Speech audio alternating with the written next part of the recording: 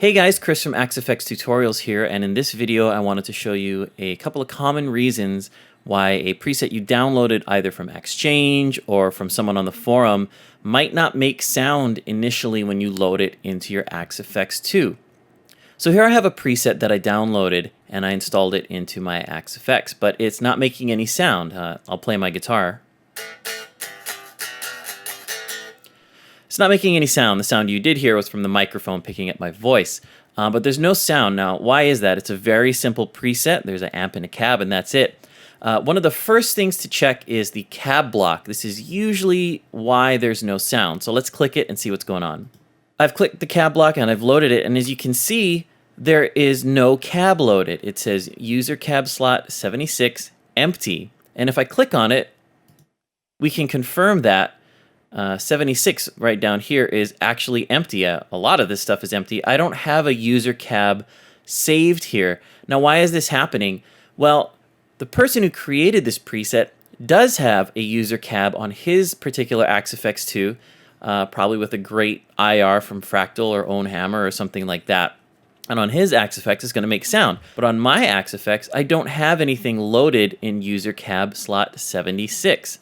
Now, a preset will save which slot it uses, in this case, user 76, but it won't save the actual IR itself because that is separate on the AxeFX. I mean, imagine if someone bought Cab Pack 7 and then shared a preset, and then that purchased IR goes around with that preset. Well, that'd be very bad for everyone who sells IRs. So the IR itself is not included in the preset data. The slot you use, whether it's a factory cab or a user cab, is saved. And again, in this case, I just don't have anything loaded in user cab 76.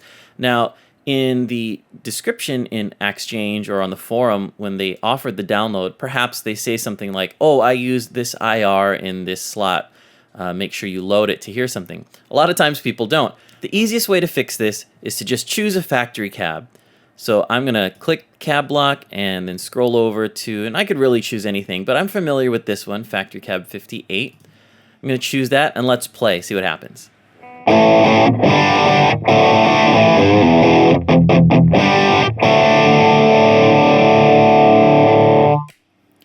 You can hear that instantly it makes sound simply because I have a cab actually loaded in the cab block before it was empty. And I can do that again manually just to show you. I can go over here and choose, it was 76, I'm going to choose 81. And again, it's empty. Let's see what happens. Again, no sound, and that's simply because the cab slot is actually empty. Now, I do have some Ownhammer stuff that I bought, and I have some Fractal stuff that I bought. I'm just going to choose a random one, and let's see if that makes sound.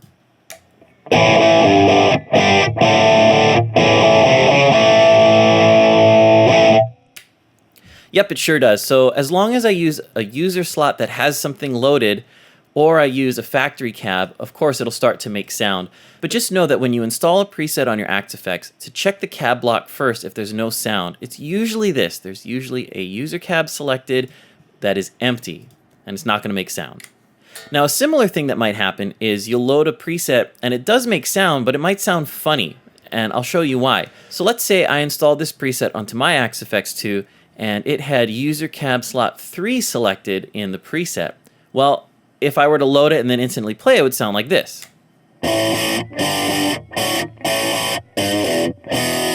Now, it's making sound, but that's probably not what it's supposed to sound like. Now, why is that? I have a cab slot loaded, but on my particular AxeFX 2, in user cab slot 3, I have an acoustic guitar IR, actually a tone match in this case. So it is making sound, but it's not at all what it should sound like. I happen to be running a 2-stone amp right into an acoustic guitar body, if you will, and of course that's not going to sound good. So again, it's making sound, but just not the right sound. Always check the cab block to make sure you're not using a user slot that may have an acoustic tone match or a violin patch or something like that. And again, I recommend using a factory cab slot that you're familiar with just to make things quick and easy. Just go right to it, factory 58 or something like that. But if there's a user cab slot that you're familiar with and you know it works well, you can always choose that as well.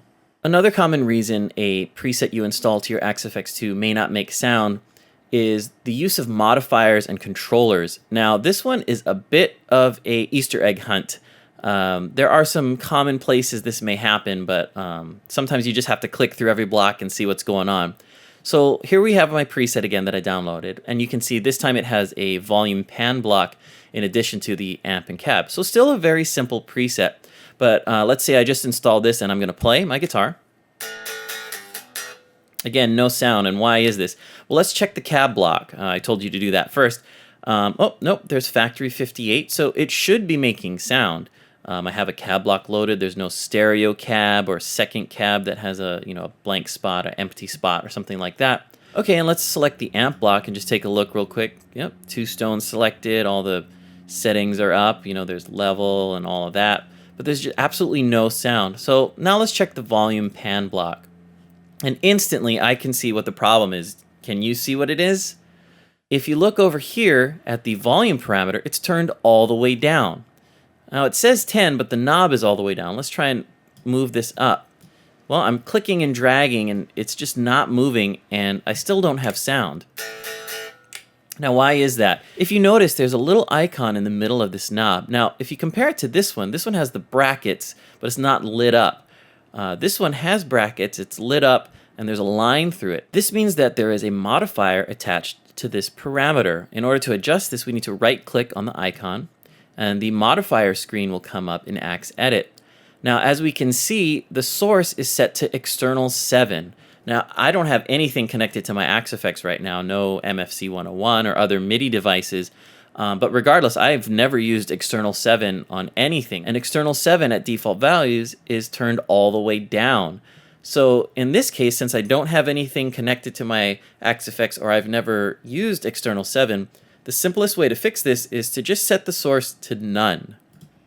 Once we do that, you can see that the graph goes away, all the settings go away, and if I play, I should hear my guitar.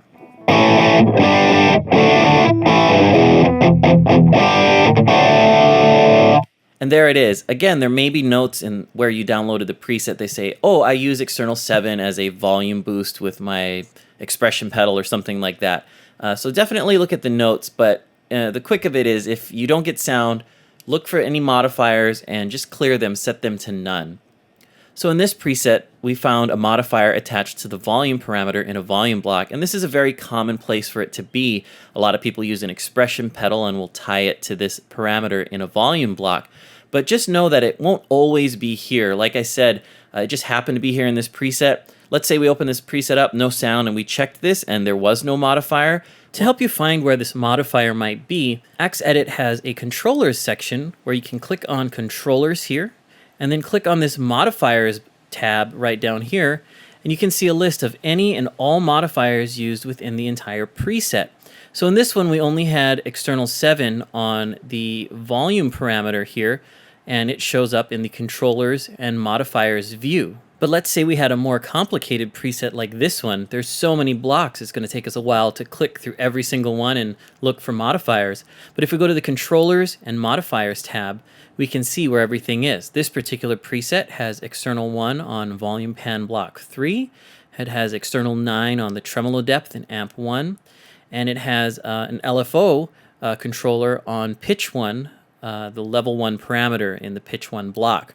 So that's a quick way to see if anything is being modified, and you can go to those blocks quickly and turn them off. But definitely check for modifiers and change the source to none like I just showed you, just to get the patch making sound quickly. You can always go back and put the modifier to your expression pedal or whatever the setting may be.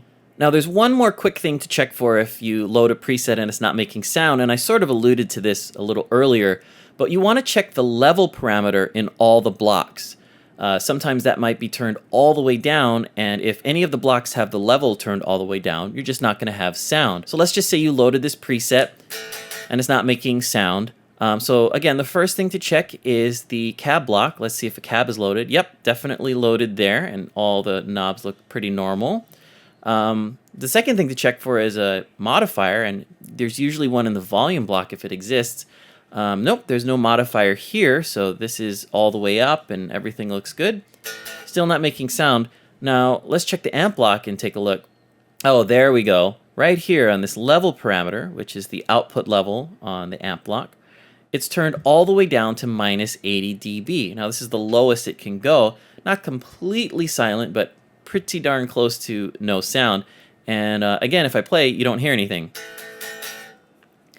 If I hold a chord and slowly turn it up, you'll start to hear the sound come in.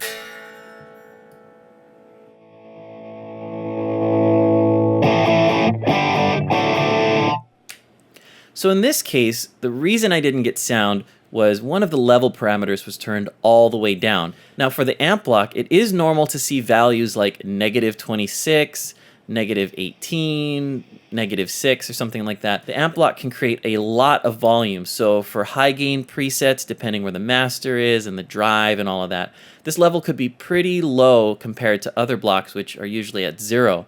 So if you see this, that's usually not the problem. But if it's at -80, yeah, that's going to be a problem. But that's true for any other block. If we could go to the cab block, and I'm going to set it manually to -80, but let's say we loaded this preset, and here we go.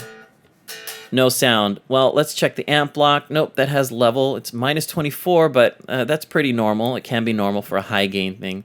Let's check the cab block. Oh, the cab block is at -80. Let's turn that to 0, which usually the cab block and all other blocks, the level is 0 or so.